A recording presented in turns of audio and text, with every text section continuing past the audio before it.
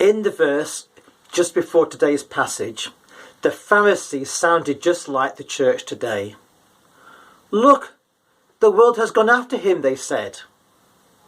And today we say, look, people don't come to our churches anymore. Chasing numbers and popularity has always been the game of many religious people. But the invitation of Jesus is this: come die and then bear much fruit. Today we are stuck with the obsession, it seems to me, that we don't want to die but we do want to grow. So some outsiders, some Greeks, non-Jews, wanted to see Jesus.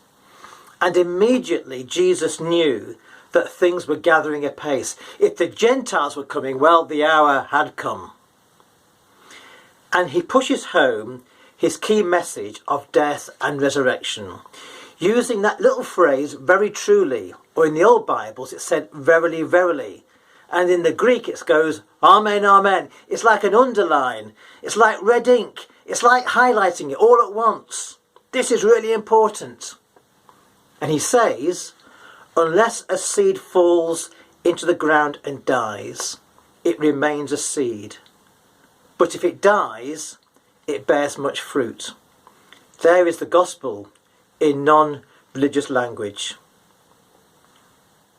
But you and I find this hard to swallow, because it doesn't match our agenda of continual growth and improvement. It doesn't talk of onwards and upwards. It talks of downwards and then upwards. Without realising it, we are compromised to the values around us, and we bring these into the church and into our lives. It is a seduction of a culture that we have sadly been well nurtured into. Years ago in one of my churches, a lady who was facing divorce had to downsize her house. And she exclaimed, "But you don't go backwards, you always go forwards." Meaning, of course, bigger. I don't judge her. I am the same, and I bet you are too. Jesus doesn't judge us either. We judge ourselves.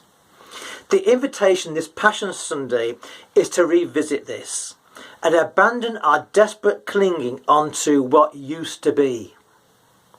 For without this dying, we will not bear much fruit.